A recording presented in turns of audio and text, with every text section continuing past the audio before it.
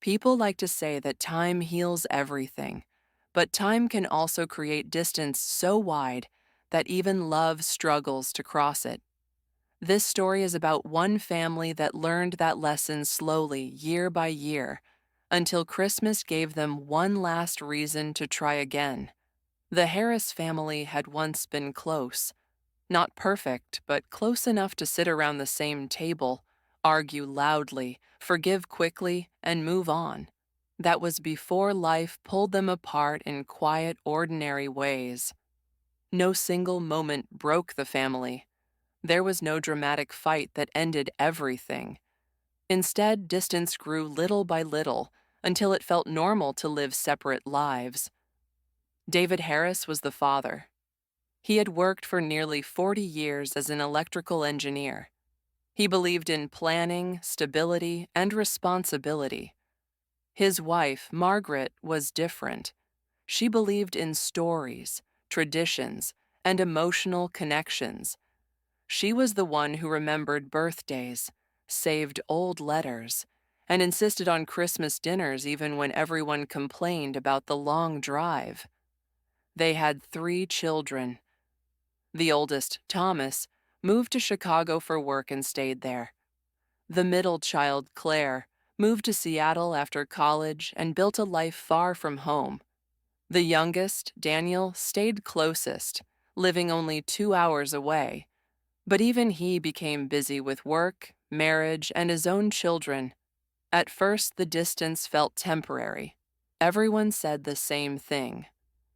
It's just this year. Next year will be easier. We'll plan something soon. Years passed, and those plans never happened. Christmas became smaller each year. One year, Thomas could not come.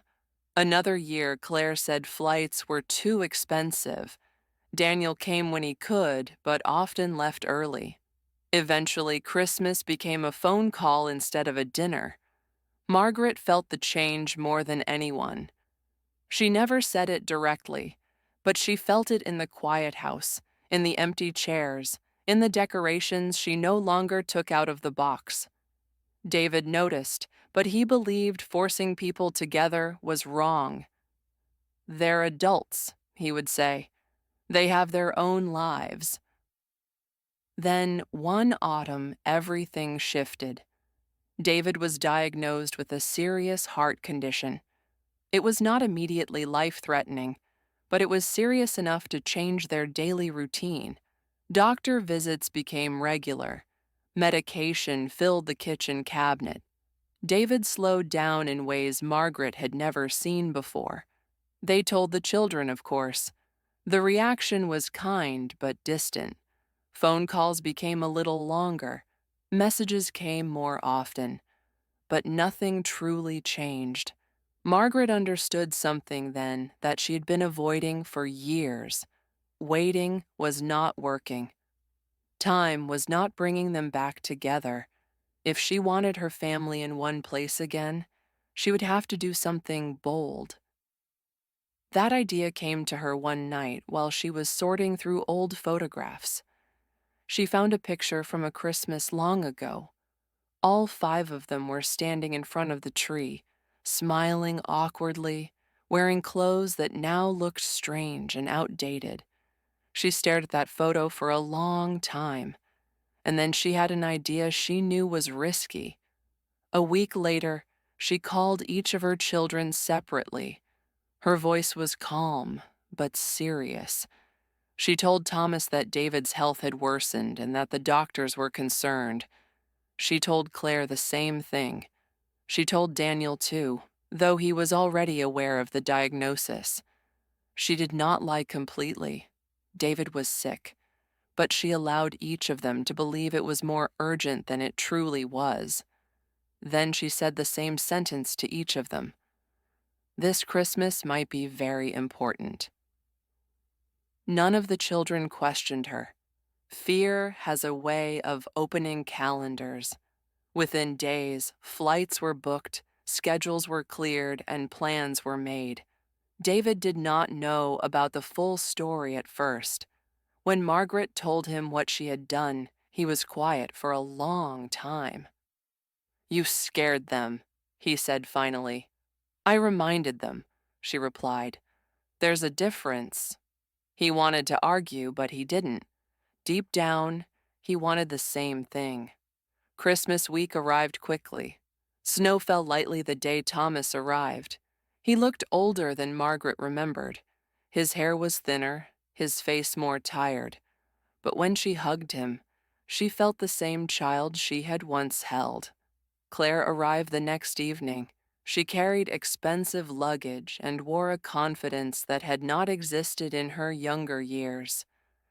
But when she stepped into the house, she hesitated, as if unsure whether she still belonged there. Daniel arrived last, driving in with his wife and children. The house filled with noise for the first time in years. Shoes by the door, coats on chairs, voices overlapping. At first, everything felt polite and careful. Conversations stayed safe. Work, travel, weather. No one mentioned old disagreements. No one asked hard questions. That changed on Christmas Eve. They were sitting around the table after dinner. The children were asleep upstairs. The fire was low. Margaret poured tea, her hands steady but her heart racing. She knew the moment had come. She cleared her throat and told them the truth. She explained David's condition clearly. She admitted that she had exaggerated the urgency. She did not apologize immediately. She let the silence stretch. Thomas stood up first.